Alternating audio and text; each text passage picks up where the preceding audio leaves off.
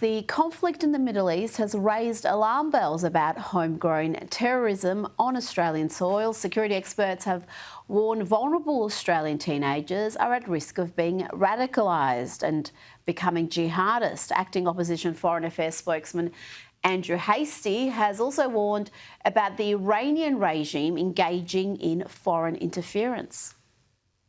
I think the Quds Force, which is the unconventional special operations wing of the Iranian Revolutionary Guard Corps, very methodical, very patient.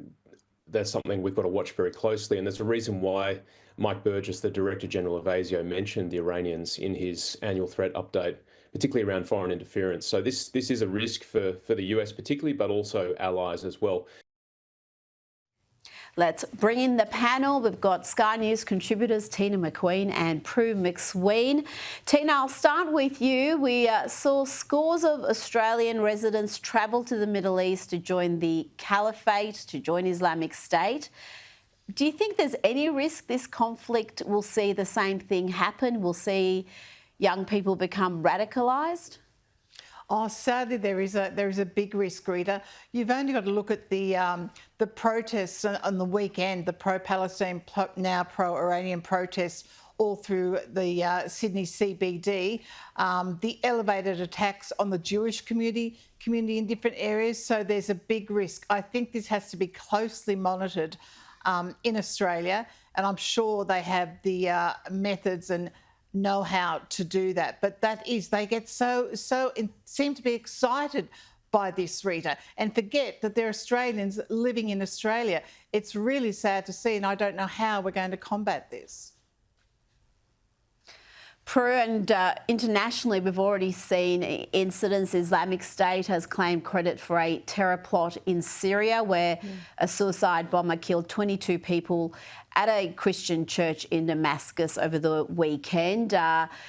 We've been so lucky in this country, really, haven't we, Prue, in that major terror plots have been foiled before they've been executed. We may not always be that lucky.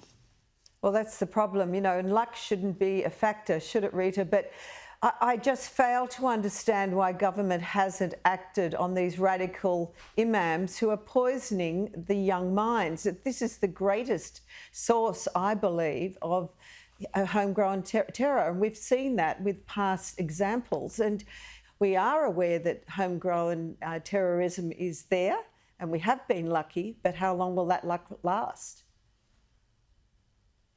Now, the e-Safety Commissioner is continuing her push for greater online censorship. You'll recall she tried to get a worldwide ban on that alleged terror attack at a Christian church in Sydney last year. Well, now she wants YouTube added to the government's social media ban for under 16s. A survey by the e-Safety Commissioner earlier this year found that YouTube was the most used platform by 10 to 15-year-olds.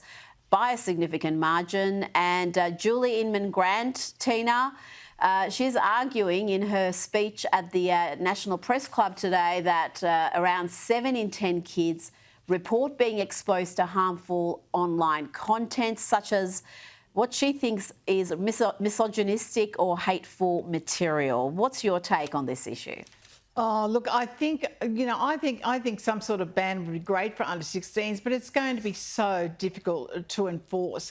I think parents need to take a greater role on this. There's different apps you can apply so the kids can't access that. Don't get them the iPhones where they can, have the ability to go on the net anywhere they are. But also, you've only got to look at television, Rita, Netflix, Stan, even free-to-air TV. There's some disgusting episodes on television. So, it's not just the internet that is dangerous for kids. It's everywhere now that we have to be really, really careful, and parents need to take a stronger approach in really looking closely at what their kids are looking at. Take some responsibility. Prue, I've got to say I disagree. I do not like this sort of censorship at all. I don't want the likes of Julie Inman-Grant deciding what's hateful material? Should it be something that is left to parents, or parents really not equipped to deal with this sort of issue, given the kids are so much better with tech than their parents? Well, I think, it's got to be the parents. I agree that kids can get around anything technical these days and leave us all for dead. But, I'm sick of kids being cotton-wooled and snowflaked, and that's what we're raising, sadly. I just always feel there's a focus on the risk rather than the benefits, particularly with YouTube, where, they have education and health benefits, and it's really strongly supported. I think 79% of kids 10 to 15 use it for those reasons. And, when I was a kid, I used to sneak looking at, the books that my mother used to wear that were sort of naughty, used to read. And you sort of think, well, this is natural for kids to want to investigate and explore. And obviously we've got to be careful that we supervise them. But I just feel very uncomfortable having governments telling us what we can and can't look at and read. Rita, there's also a positive aspect to this. I have an 11-year-old grandson that, has a sly TikTok account. He has over 500,000 followers that discuss Luna Park. Wow. It's hysterical. I can't believe he had more followers than what the Liberal Party did during the election. They should have employed him. But there's the positives where it can be, very good for kids. Well, absolutely. And I think it's just foolish to try to impose these sorts of controls. Sure, get rid of things that are threats, things that are explicit materials that kids should be protected from, but you don't need to be banning YouTube. This is how kids consume information, and I just think it's such a counterproductive thing to be doing, and to have someone, an ideological leftist like Julie Inman Grant, making those calls. I mean, that is just alarm bells. That is something really the coalition needs to come out and take a stand. But sadly, they've been really silent on this issue. Let's talk local government. Sydney Lord Mayor Clover Moore has announced that gas appliances will be banned in new homes from next year. She's also proposing to ban gas from new offices, hotels and serviced apartments. Tina, she's your local mayor. Well, what do you make of this policy? Will you be changing your appliances? I'd like to ban Clover Moore. That's what I'd like to do. Look, I'm no great cook, but I have friends that are, and they do tell me some dishes are really impossible to cook and regulate and control without gas appliances. I mean, this is crazy. People should be given the choice. We should not be dictated by some woman that's been there far too long. I mean, the sooner she goes, the better. Prue, what do you say to that? I know it's...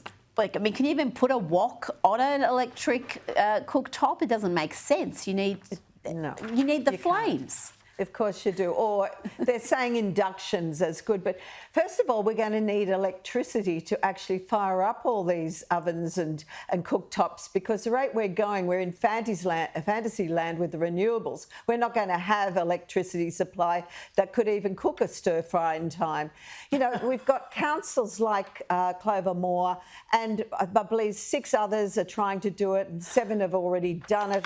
I mean, get out of our lives, stick to the roads and rates and rubbish, and, it's not your jurisdiction. She's got a large Asian contingency in the city of Sydney who always cook on woks, so she's not going to make herself very popular in that area. So I just think she's always overstepping the mark.